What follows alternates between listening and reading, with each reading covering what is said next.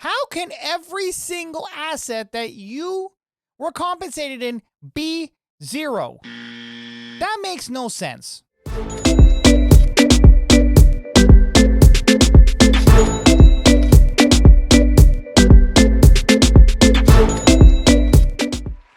What's going on, guys? Your boy RedpillCanuck back again with another YouTube video.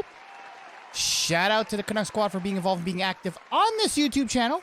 And of course, today is good old Money Monday. Woohoo! That's right, ladies and gentlemen. Today we forget about tail and we think about our wallets. We got our mind on our money, on our mind.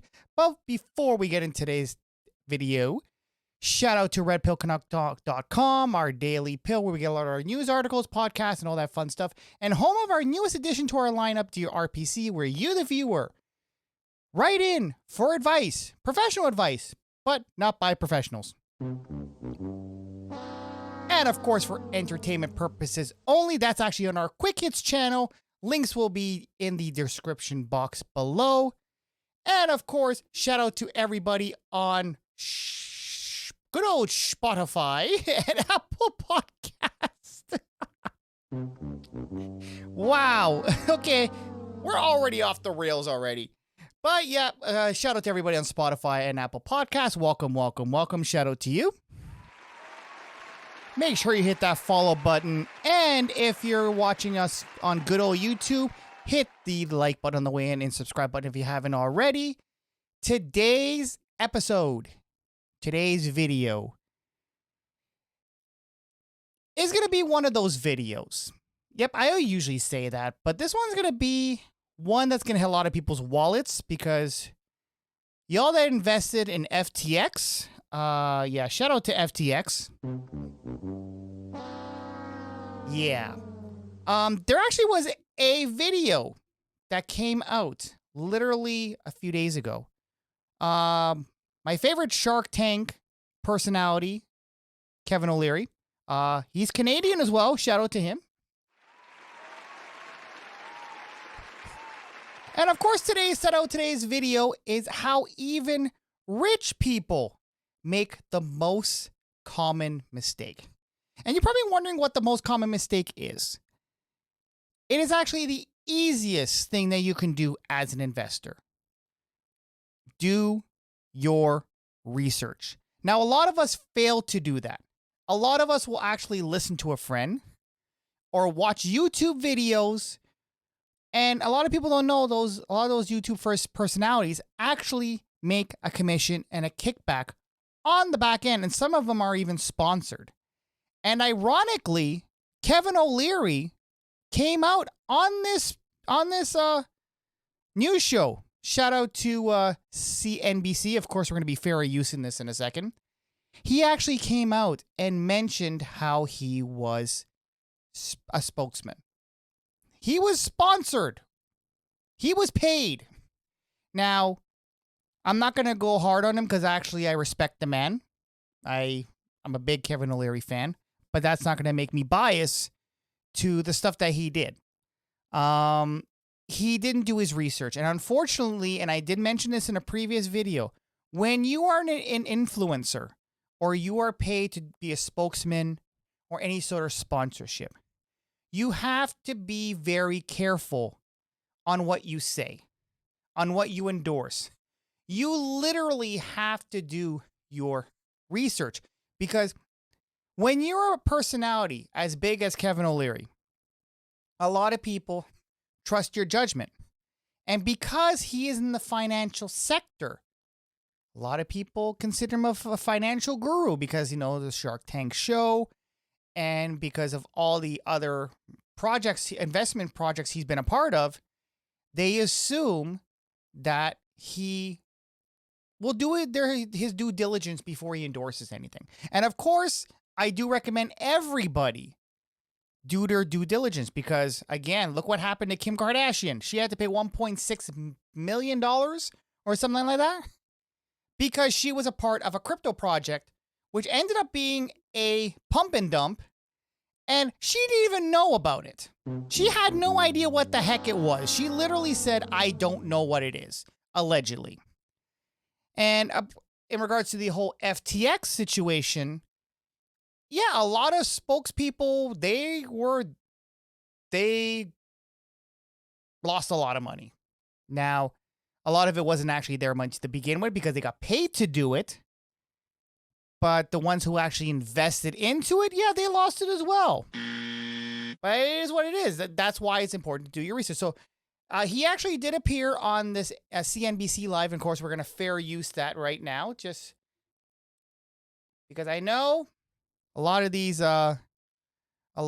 news outlets, they tend to copyright stuff. So of course, we're going to do our good old fair use.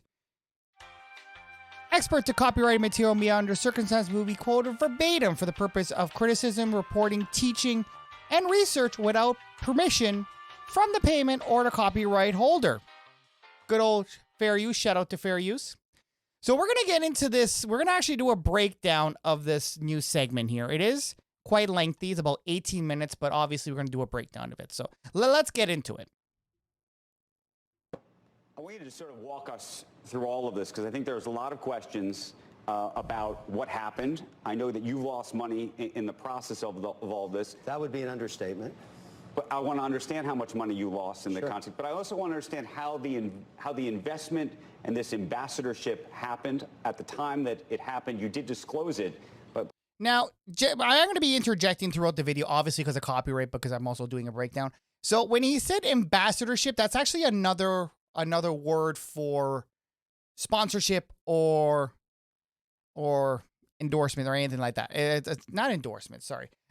It is another word for sponsorship or influencer. And apparently he is going to be very transparent. Hopefully he is. But let's continue. I want to understand how you went from calling crypto garbage at one point, as you know, to deciding that this was something that you were going to stand behind. Yes, I recall that conversation, calling it garbage, right here on this show in 2017. That was a time when a New York hotel was being tokenized here, and I was looking at that, and the regulator let me know they were not happy with that idea. And that's... Now, the thing is, he's talking about... Now, back in 2017... That's actually when Bitcoin hit one of its all-time highs, if I'm not mistaken. So let me just check here. So Bitcoin chart.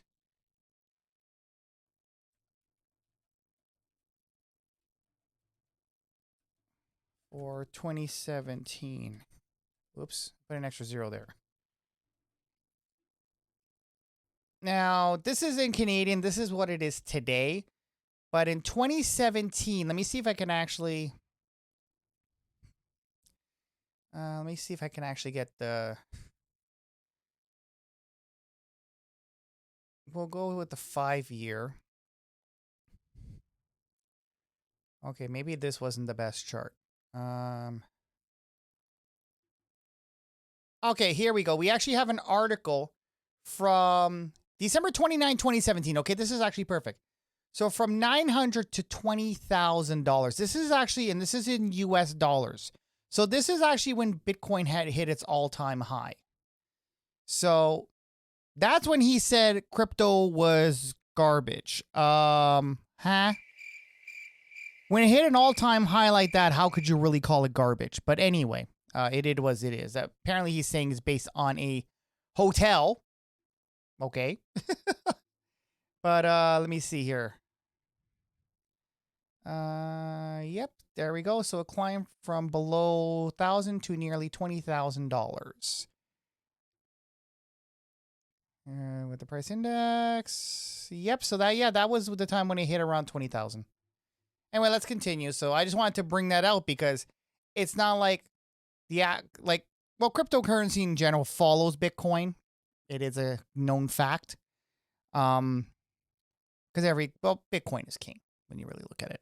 But calling it garbage when it's actually went that high seems a little weird. But anyway, continuing. When I stepped away from this because clearly the regulatory environment was not prepared.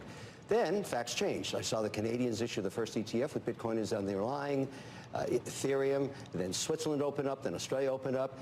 And then I said, wait a second, world's changing, I got to be an investor.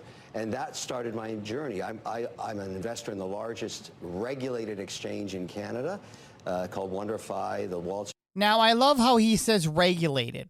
But the thing is, what is really considered regulated? Like, there's a lot of people don't realize this, but in regards to actually have a crypto exchange, there's a lot of different licensing and regulatory documents that has to be completed. Now, they do have a Canadian branch, crypto.com, for instance. They actually, because when an exchange actually decides to do business in a country, obviously there's different regulations, so you have to abide by it. So that being said, there is not one sort of regulation, there is several. Now, sometimes they don't complete every single one of them. Now, saying that, okay, you're involved in an exchange that was regulated, and I love how he kind of emphasized the word regulated. I don't know if he realized he did that, but were they fully regulated, or were they just regulated to a point? Kind of vague, but anyway, continuing. Called BitBuy. We're regulated by the OSC. I have my accounts up there. Right. But I felt that getting involved when I was approached with Sam Bankman-Fried, that I could get an inside seat on what was considered then. And I gotta tell you, the institutional interest in FTX on the U.S. equity was unbelievable. The amount of people that approached me saying, how do I get a piece of this deal? And I said at that time, I am a paid spokesperson. I cannot bring you as an LP. Okay, so at least he did admit that he was pretty transparent on that point, because usually when you're a spokesperson, again, people trust what you're saying. So, and sometimes there is some clauses in the contract that you do have. And plus, it's also a moral thing. You don't want to be like an inside investor, or no, I don't want to say inside investor, but you don't want to be associated with a company and then bring your friends on, because it looks like you're actually making money off of them instead of doing a favor. You're probably not doing that. You're not trying to make money off of them, but it could look like you're recruiting them. And that's how usually a lot of pyramid schemes happen. Now, I'm not saying this is what that was. Of course not. But he is speaking truth right now, like so far, and he is being pretty transparent. So hopefully it does continue throughout the interview. But anyway, let's continue. Not a single dollar that I lost is anybody else's money except mine. That's important for me because that's an issue. How much were you paid?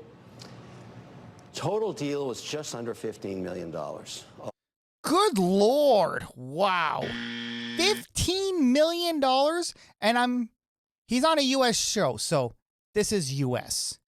So in Canadian, our good old Canadian dollar, because obviously our money sucks. Let's see. 15 million Canadian to USD. Let's see how much of it. No, I actually have the wrong way. Hold on a second. Let me just change this. So that's USD. So about give or take 20 million and a half Canadian dollars, which is nothing to snake at, honestly. That's literally like winning the lottery for most people. Wow. So $20 million deal, not bad. And I'm pretty sure there was other stuff in there as well. So he probably got some shares. He probably got some of their crypto tokens. So I'm pretty sure it's a lot more than 15 million. But continuing. Including a bunch of there you go. And, that I had to pay because I needed SAG-AFTRA release to be able to do commercials for it. And when I did that, I put about 9.7 million into crypto. I think that's what I've lost. It's all at zero. I don't know because my account got scraped a couple of weeks ago. All the data, all the coins, everything. So then I lost the money I invested in the equity as well. Those are zeros too. It was not a good investment. Andrew. Wow. Okay? I don't make great investments all the time. Luckily, I make more good ones than bad ones. But so basically what he's saying, the money that he was supposedly paid for the deal, He lost it all. Well, majority of it. Like, okay, but let me go back here for a second.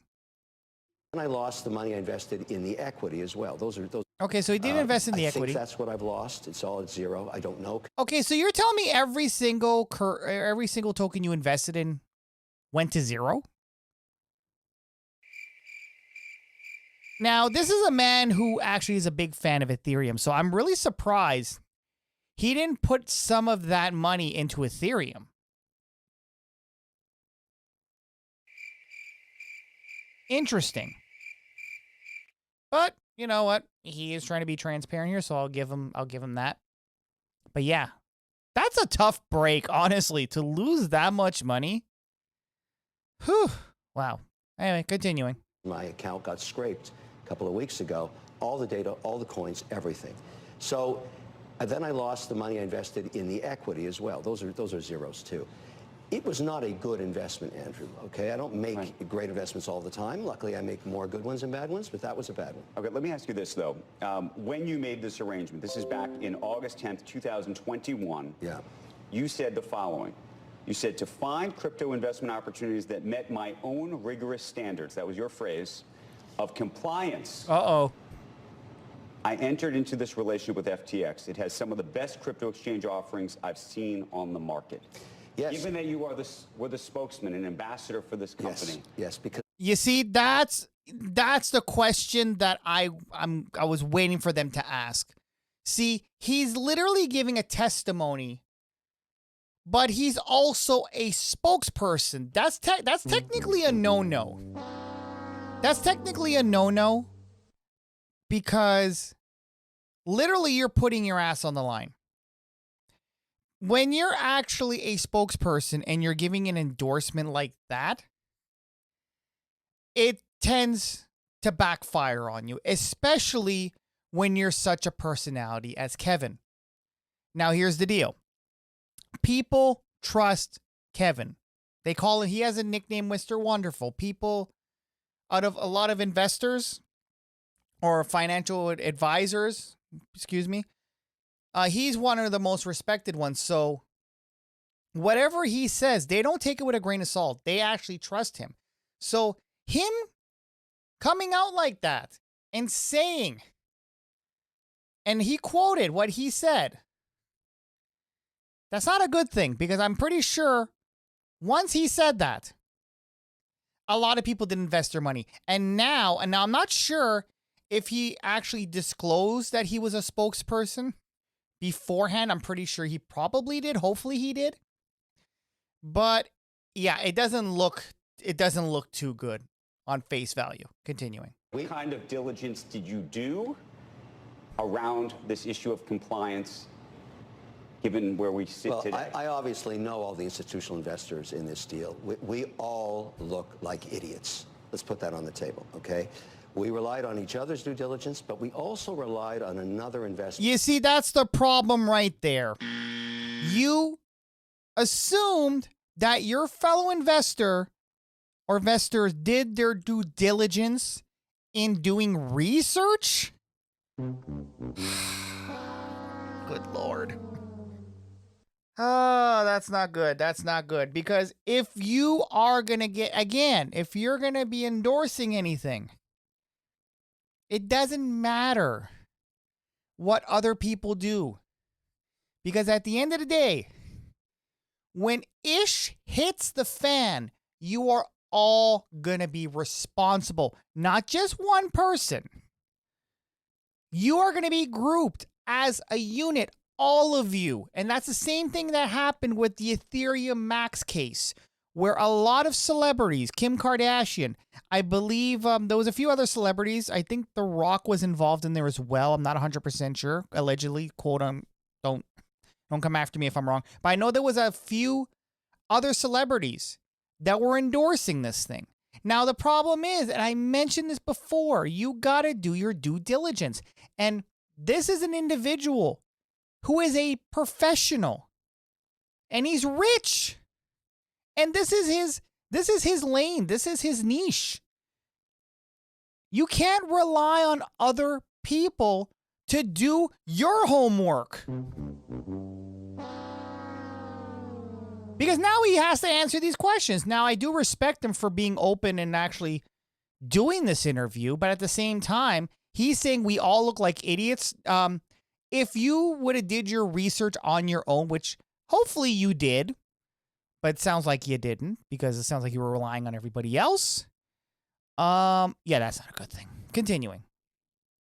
Theme that I felt drove a lot of interest in FTX. Sam Bankman-Fried is an American. His parents are American compliance lawyers. There were no other American large exchanges to invest in if you wanted to invest in crypto as an infrastructure play. So many of us said, wait a second, who's coming to this deal? We knew, for example, this sounds like Tiger. This sounds like groupthink. Did you know there was no Yep. CFO? There you go. Look, at the end of the day, to say that there was no CFO is also a bit of a falsehood. This was a nascent industry with a disruptor at its helm, creating positions that didn't have traditional names, okay? That's just the way it was. Okay, you know what? Nah, that's shuffling right there. That's shuffling. A lot of companies have a CFO. Like, if you did your research, you would have known that there was no CFO. He didn't even answer the question. He just kind of swayed off of it and saying, okay, traditional company. Like, no. That's shuffling in my opinion. Continuing. In retrospect, yes, it's a mistake. However, I feel obliged at this point to go to the end of this, particularly. What does that mean? It means that I need to find where the money went. I'm going to start with my own journey, with my own account. Bankman-Fried reached out to me last Saturday, and I said, look, Sam, I am just one investor, but my account has a zero in it, and there are no accounting records. Where did the money go? That kind of makes you think, doesn't it? Now, I did notice something very interesting now. Now, let me go back here. Let me go back right here. So it said right here. So apparently, let me go back a little bit. So it does say that he was an ambassador, spokesperson, and equity investor. So he did have a stake in FTX trading and in FTX US. Also, it did say right here that he was asked to be paid for his compensation in crypto assets. So he didn't take no cash. So everything was cryptocurrency. Now, here's the thing. Now, I know, again, I know he's trying to be transparent here, but how can every single asset that you were compensated in be zero? That makes no sense. That makes no sense at all. And Kevin being an Ethereum fan, why didn't he ask for Ethereum? I personally would ask, you know what, put some in Ethereum. But anyway. So let's go back to where we were. Hold on a second, where we were right here. I am just one investor, but my account has a zero in it, and there are no accounting records. Where did the money go? And to the extent you can help me, tell me, point me in the direction, because I will, on behalf of every other shareholder, go find where this money is.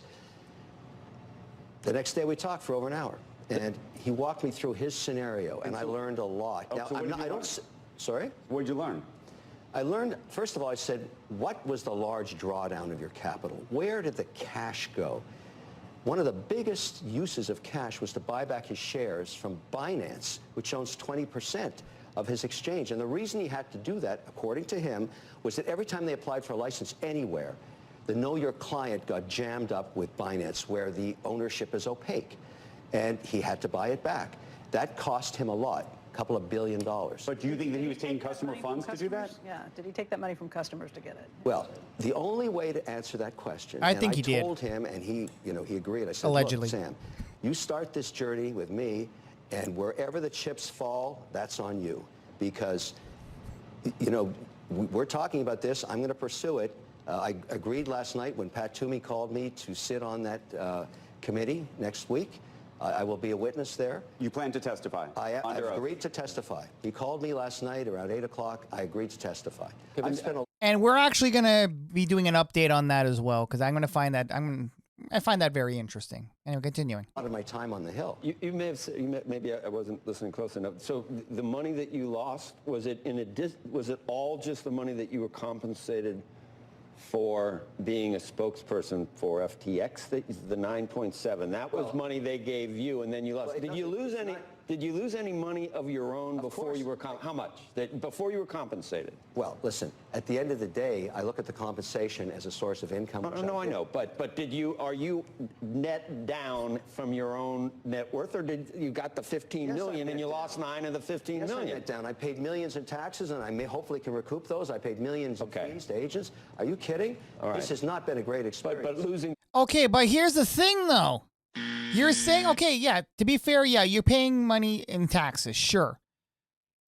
But that is a very, very good question. How much of your own money did you lose? How much did you yourself, out of your portfolio, did you invest? Now, I like how they're pressuring him. Now, you know what? Shout out to these guys, man. Honestly. Like, I know, Kevin, again, I know you're trying to be transparent, but I said there's a lot of shuffling going on. There's a lot of shuffling going on, to be fair. So I'm glad these guys are not backing down, and these guys are pressuring, because at the end of the day, yes, a lot of people did lose money. A lot of people, like, honestly, there was a lot of mistakes made. There was a crap load of mistakes made on everybody's part. Again, no research was being done. And you think only poor people and middle class and non-rich people make mistakes like this? Y'all rich people make mistakes like this too. And you guys are supposed to be, we're supposed to follow in your footsteps. Because, of course, how did you become rich? Well, you know.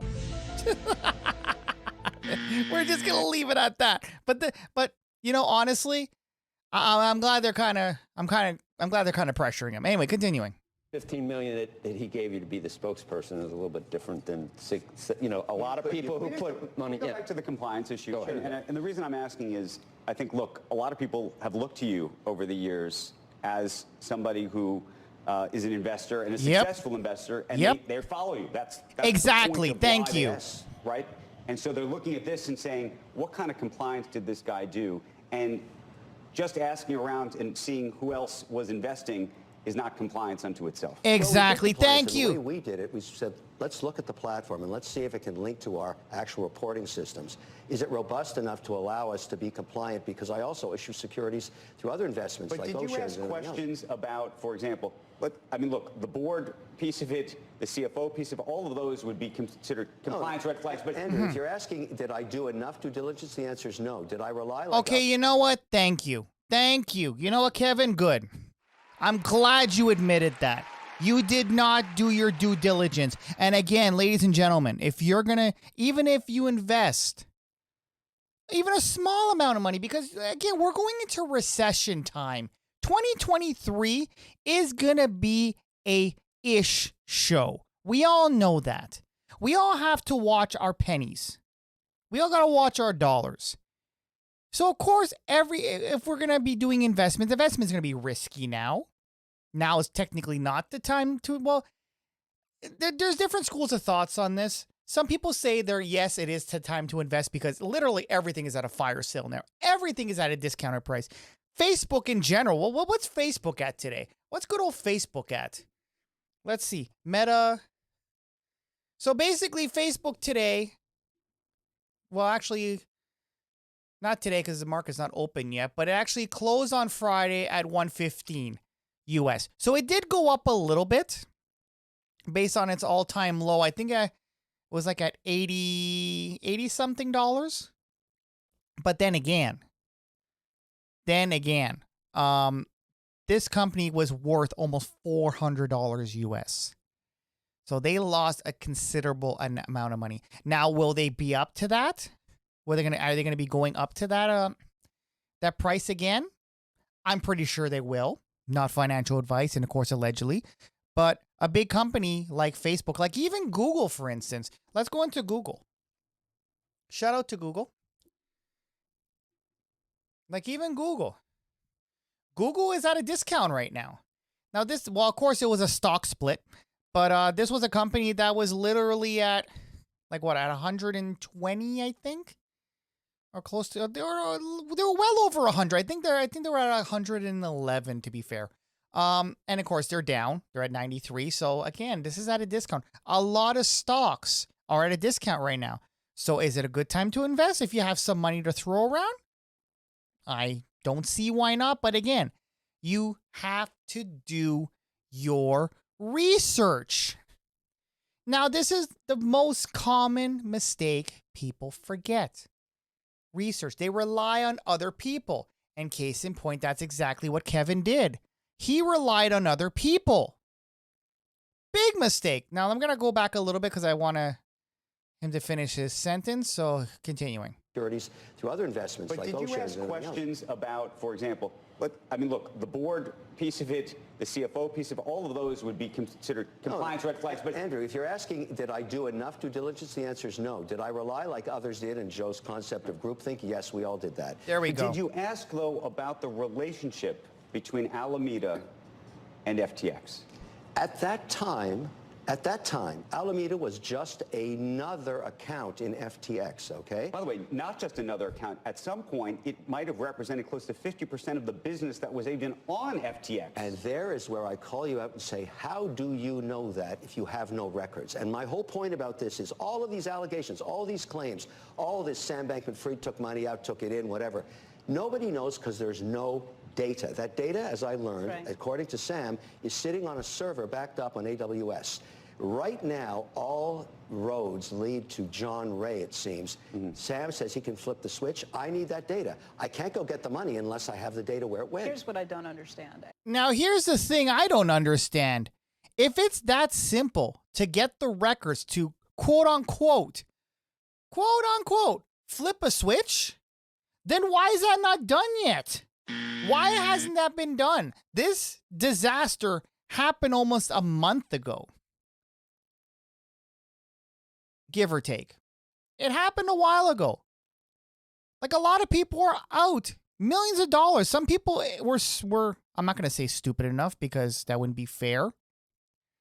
But some people blindly put their savings, all their savings, into FTX.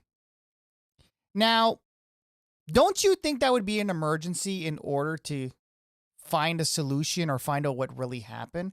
Now, if it's so simple of flipping a switch, why hasn't that switch been flipped yet? Get the damn records. Find out what really happened. Unless there's something else going on that we don't know about. With Mr. Sam, allegedly. What's really going on? Continuing. I mean, you're right. Everybody who we thought were savvy investors can look at this and say, we should have seen the signs. We should have known. I listened to the interview that Andrew did with him at DealBook, and I thought, that guy's a crook and a liar. You listened to it and said you'd invest money with him again if it turns out there's nothing criminally wrong here. What did you hear that I didn't hear? The context of that is I have been known for decades to invest in entrepreneurs that have had catastrophic outcomes, bad ones, because they learn a lot from their mistakes. It may not fit for Sam Bankman-Fried because we... Okay, so let's look at this tweet here. So I lost millions as an investor in FTX and got Sam Bank as a paid spokesperson for the firm, but after listening to the interview, I'm in on... Okay, I don't even know what that means. Continuing. Know the outcome, what's going to occur. Yeah, but all I can say is everything he said, I just didn't realize. You didn't realize there was an $8 billion hole. You didn't realize that there was like clients' funds that were being swapped over there. It's not his fault. Like that to me is like, man, that guy has bad news. That's not just you had bad luck. He was lying and manipulating. Exactly. There was honestly there. And the funny thing is the truth is coming out now about everything. There were red flags in the beginning. Now, I do agree with Kevin to a point. There are some entrepreneurs that, they do there's some red flags, but you still give him a chance. It's a risk that you're taking. Investments are usually risk. And to be fair, the ones with the biggest risk are usually who has the biggest payout. The safest investments usually give a little payout. So I get it. I get what he's saying.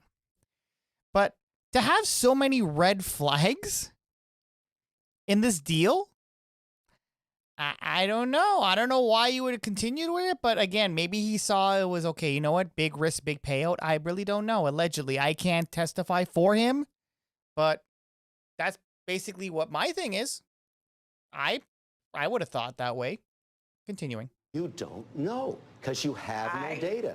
All I'm saying is... Okay, but here's the thing, and I'm going to cut in again because, Kevin, I'm trying to be fair here, but you keep on saying there is no data. There is no data. There is no data. Fine. There is no data. But you said it's just flip a switch. And then the magical server. Oh, the good old magical server shall reveal all. God, it's like the Wizard of Oz behind the curtain. Okay, so if there's no data, then get it. Flip that switch. Put the server on. Let's see the records. Show me the records. Reveal all, sir. Show me the records. And if there's no data, then why even invest into something? If there's no paperwork, there's no evidence. Why? Why would you? Like, even when you buy a house, you look at what's wrong with the house. You do an inspection. You get an inspection done. Then you decide to buy a house. If there is no data and you're going just based on hearsay, now, again, I don't know how this deal went down, so this is all allegedly. But based on what I'm hearing, again, it was group thinking, which is an L. And what else? And there's a lot of red flags. Double L. Double L. There's a lot of red flags. Anyway, continuing. Let's do the forensic audit. Let's do the forensic audit. Let's find out what happened. I owe everybody that follows me, as you said, Andrew, I owe them that information. I feel compelled to go get it. I am going to go get it. I'm lucky. I have resources to do it. Let me ask you this. The FTT token, which was one of the sort of underlying component parts, the sort of collateral that was used in part for this entire... It is not unusual for an exchange to have a token. Look at Binance. They have one too. So my question to you, though, is you say you own it, which is now obviously close to worthless. I don't know where it is, but I own it. It was scraped out of my account. Did you buy it? Did you have to buy it? Because one of the things that people have raised is this idea that there was a period of time, especially as things got more dicey for the firm over the summer, that he was pushing people to either buy it and hold it. Some people look at the acquisition of BlockFi as a way to effectively defensively protect against that valuation of FTT going down because of their stake in it. I mean, do you think there was manipulation in that regard? I don't think so. I asked, because I have a rule in our shop that I don't want more than 5% in any one position. So I said, I'm going to buy a series of tokens and positions, and I own 32 of them, about that, 30, 32, I can't remember exactly, but we had a lot of diversity. Some of them were FTT, some were locked up. There was Serum, Solana, Bitcoin, Ethereum, et cetera, and USDC. I just want to make a point, though. You know, this doesn't change the potential for what crypto can be at all. This is no different than Enron or maybe Lehman or Bear Stearns or whatever you want. You don't know the outcome yet. You have to pursue it. You have to do the forensic audit.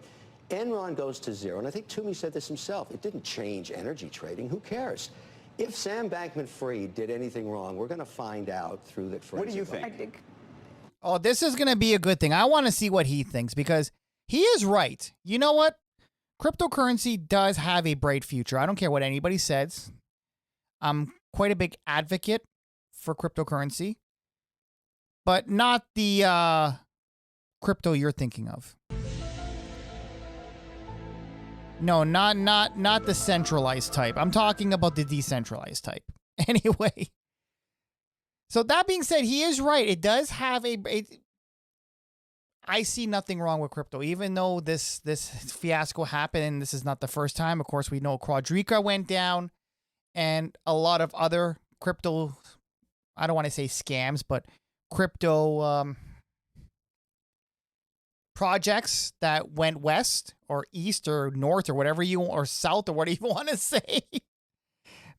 you know, it's honestly, it's the Wild West when it comes to cryptocurrency. It is the Wild West.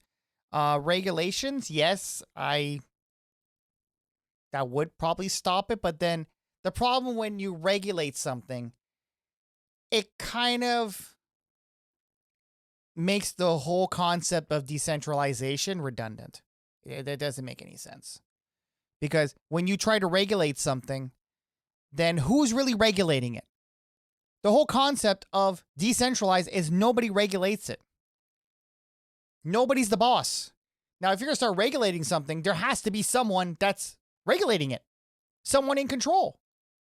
Defeats the purpose of cryptocurrency as a whole. But anyway, so I want to see what his thoughts is. This is going to be very interesting. Let's continue. You know, I don't know. And I'm going to follow the path and be part of the process. I also should disclose to you that. Okay, you know what? I do respect his honesty. I'll give him his applause. Instead of shuffling and coming up with an excuse, which actually was very smart, what he did is be honest. I don't know. I don't know. And you know what? A lot of people actually don't do that. They try to, you know, blame somebody else or assume. But he literally came out and said, I don't know. And I appreciate that. I give him credit for that. Because not a lot of people would do that. They wouldn't say, I don't know. And he did, you know, to be fair to him, he did admit his shortcomings on this.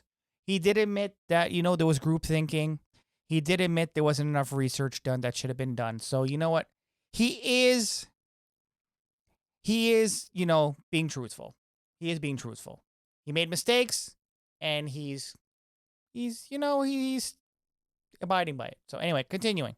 I applied for the credit committee just before midnight last night. There will only be 7 members on it. There's thousands of people that want to be on that credit committee, but I think I have a unique view from the inside out, and I think I can be helpful there as a fiduciary.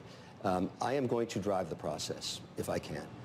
Can I ask just another question about the valuations of those tokens? Because I'm still trying to piece this together, but based on what Anthony Scaramucci told us, based on what I've heard at other places, it sounds to me like Bankman-Fried was trying to push up the marks by giving people those tokens as part of a deal at certain prices so that he could say the token is worth And X. if that's factual, you'll find it in an audit. But how much did the tokens, were they given to you or did you buy them? They were a fraction. I don't let anything be more than 5%, so I insisted that anything I was going to take on would be less than 5%. No, but I mean, did they give them to you or was it, how did they value them? Because that's what I'm trying to Whatever figure the out. market trading price was, I bought. But the market trading price was whatever he said, and it was based on the last transaction of what he gave to Scaramucci. Yep. That's not unusual.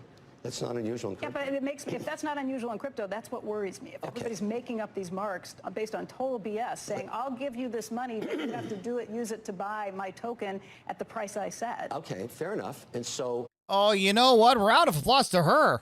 Damn. Damn, she's spitting fire. Whoo! Wow. But that is true. That is true. That is a possibility. That probably what drove the price up. Let me see what his response is. Let's think about this for a second. In 24 months, in 36 months from now, on that very question, there are 3 batches of data. There are the wires coming into Alameda, which are all auditable, whether it was an ACH transfer, a SWIFT code, a Fed wire, that's one. There are the transactions inside of Alameda, call it a hedge fund. They are all auditable when we get the data. There are the transactions in all of the accounts of FTX. There are the transactions of crypto leaving FTX, which are on the blockchain. Every single transaction here can be audited. In addition, I would argue that this is going to be sunshine, finally, for blockchain. By the time this story is over, it'll be blockchain that figured out what happened.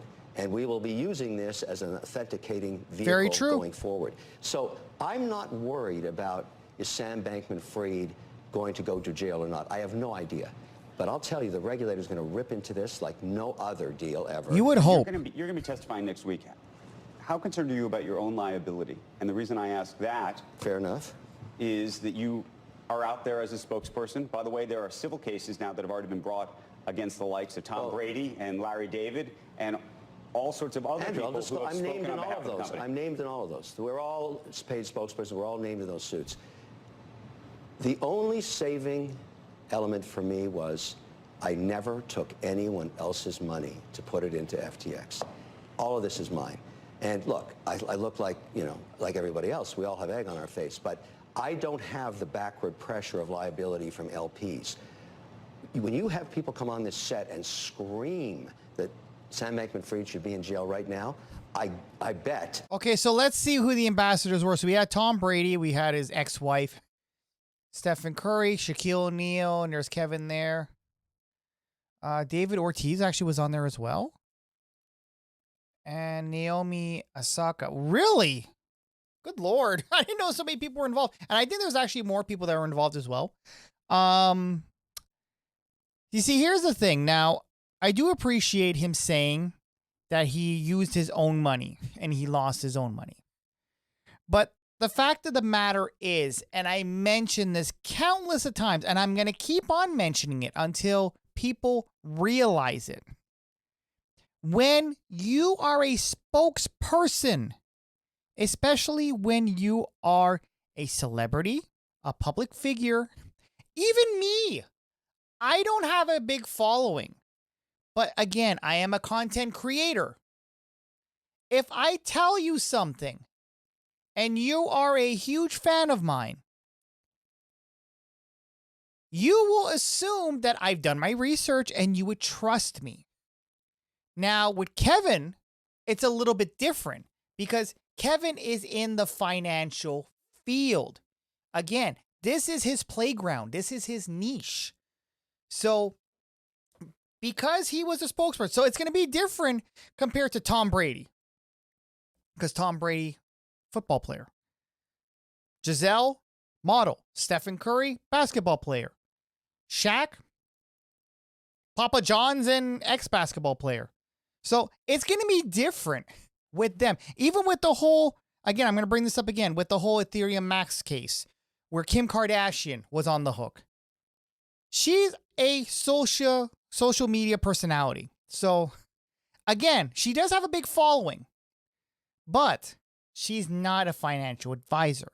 Now, Kevin is in the financial field. That's his playground.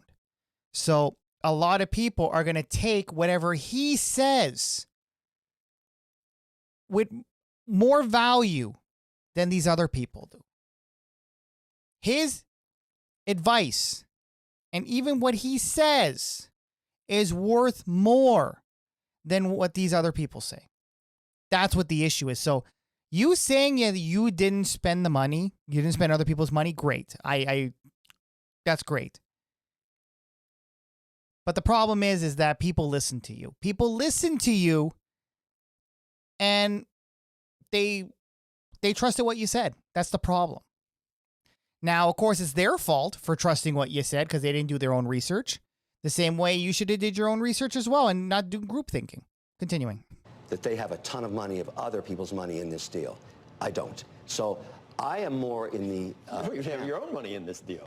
That's enough, isn't it? All right. It's the 15 million of funny money that you got. What do you tell all the people? They may not be your LPs, but they're your followers, if you will. There we go. I am going to commit to finding out what happened. What else can I do? I mean, that's why I'm applied to the credit committee. That's why I'm testifying. I'm going to get to the bottom of this. The chips are going to fall where they may. And at the end of the day, I'm an advocate for this sector. I'm telling you right now, in 10 years, if we're still sitting around here, crypto, blockchain will be the 12th sector of the S&P. There's just too much promise for this technology. That is going to happen. I agree. Along the way, we are going to scrape the idiot management out of this because it's a nascent industry. I would argue we're better off today. There's so many companies that have gone bankrupt that have weak management, and they're not coming back. Do you think that Sam has told you the truth? I don't know. And I told him, I said, Sam, I need my data. I need the data, and I'll find out if you told me the truth. But if you haven't told me the truth, you're on your own. Doesn't he feel like weaselly and squirmy? You interviewed him. What do you think? Uh-oh. I think he believes what he's saying. Oh, boy. But I don't know if What does he's that saying. mean? I think that he believes what he's saying. Well, let me ask all of you. But I don't know. I honestly don't know. All three of you. Do you believe someone in this country is innocent till proven guilty? Yes or no? Oh Yes. boy. Yeah, in the face of the court, but not in public face. It's public opinion. And Public opinion. Kevin. Don't even try. Don't even try. Leave it the way it is. Leave it the way it is. Don't proceed this. Right now, you're in the clear. Don't get involved in this. A real reason to think that if it were me, like, Well, tell me, then my why is he spidey guilty sense in is your going eyes off. right now? Why is he Because guilty? I don't think he answers any of the questions directly. I think he tiptoes and tap dances around it. I think there's a lot of things he could have done to explain that he has not. Where's the $8 billion? What happened? Yep. I can't believe anybody would say to me, you are backing Sam Bankman-Fried, when all I say is, in this country, one of the reasons it... No, wait, hold on a second, Kevin. No, nobody said you were backing him. Now, unless there's a clip that was clipped out of here, it doesn't seem like there was. But Kevin, nobody said you're backing him. All they're saying is that he can't explain. Sam can't explain where this money went. Nobody's holding you accountable right now. You're in the clear. Stay in the clear. Don't get involved. Great is we assume innocence until otherwise, till you're proven guilty. And are you telling me, Becky, you're not doing that? Yeah, actually, in this case, well, like, I would think that. I've made my decision. I'm not the court, Kevin, but I've made my decision. You made your decision with the basis of no information. You think OJ was innocent before? I mean, I know that I know it's true, but there are times when you might have a pretty good idea about whether someone... Joe, that's a tough analogy. I'm not making it as an analogy. I'm saying there are times in the past where we know that's why if you're a defense attorney that represents someone that you know is guilty, you got to say, yeah, well, they're innocent, but you may know they're guilty. You may know they're guilty. If you watch someone kill someone, yeah, they're innocent until proven guilty. There's only the murder of my money in this case. Okay? It's murder of FTX's money. Everybody's. Look, Joe, if you... Because it was FTX's money that you got. I don't think you should be singing the blues right now at all. Oh, yes, I'm singing the blues. Why? Because your $15 million didn't pan out? That's a lot of money to be a paid spokesperson. It's a lot of money. You didn't have to do much for that. That's found money, That's a different decision. That's a different discussion. Okay. You can make that decision. They are right, He didn't invest any of his own money. This was all paid. He basically invested what he was paid. Which I'm not going to rag on him for that. That's actually pretty smart. He didn't put his own money in there. And a lot of people actually put their own money in there. Now, if I were Kevin, I would stay out of this. I would not defend it. I would just go to the inquiry, testify, do whatever you have to do to investigate. Again, I appreciate that. But don't try to defend this man. Do not. I've seen several interviews with this man as well, with Sam Friedman, and yeah, he dances around a lot of questions. It makes no sense. There's more shuffling than a Broadway show. Allegedly. This is a mess. But yeah, Kevin, stay out of this, please. Continuing. On your own, but I'm going to this point that if you want to say he's guilty before he's tried, I just don't understand it. But it may end up costing you 15 for reputational and everything else. And you know what? To be fair, they're talking about, the court of public opinion. Unfortunately, that's the way society is nowadays. It goes through the court of public opinion before it goes to the court of law. Now, that's just the way it is. That's the way it has been. And that's the way it's always going to be. People are always going to have their allegations, their theories. And unfortunately, a lot of those theories usually do pan out in court, and they are proved. So, it is what it is. Let's just finish up here. That's why I stay on this pursuit. I'm very transparent about it. I've disclosed everything I know about it. What you have. I will find out more information. If I make the credit committee, I will act as a fiduciary for everybody involved. I will testify. I am an advocate for this industry, and this changes nothing. Just look at the numbers that came out of Circle today. I'm an investor there, too. You've got I lost it all in FTX, and we have a fantastic print on Circle. The promise of crypto remains. This will not change it. And you'll be discussing this case for 2 years. It's not going to go away. At least. I think at least it's Kevin gonna take O'Leary, long to want to thank you for joining us this morning. It's been a pleasure. It sure has. And we do look forward to your testimony next week. I will be there, Andrew. Thank you. Looking forward to it. Thanks. Okay, we're definitely gonna be looking at that as well, because I really want to see what he has to say about the situation. Well, if anything that you guys hopefully learn from this video is please do your due diligence. A lot of people don't do it. Even the rich don't do their due diligence and do research, and they rely on other people, which is a huge, huge mistake. But yeah, that's going to be it for today's episode. Hopefully we did a relevant breakdown. And again, I do appreciate Kevin's honesty and his transparency. The only thing is, though, is that towards the end, kind of defending Sam in a way, allegedly, it kind of seemed like he was kind of saying, okay, innocent until proven guilty. I honestly would have just left it alone. I would have just said, you know what, I don't know, and just left it at that. That's what I would have done. Anyway, that's going to be for today's episode. Again, shout out to RedpillCanuck. Oh, my screen's not even up. There we go. Shout out to RedpillCanuck.com, our daily pill. We get all our news article, financial news, and all that fun stuff. And if you were listening on Spotify and Apple Podcasts, thanks again for listening. Hit the follow button on the way out. And if you're watching here on YouTube, hit the like button if you haven't already, and the subscribe button on the way out. And I'll see you guys in the next one. Thanks for watching. Later. Thanks for watching. Make sure you smash that like button, and to check out our more recent uploads, check here on the top left, and to check out our playlist, check here on the top right. And make sure you hit that subscribe button down below, and also check out our Quick Hits channel, which is also located down below, for our more bite-sizable content. I'll see you guys in the next one.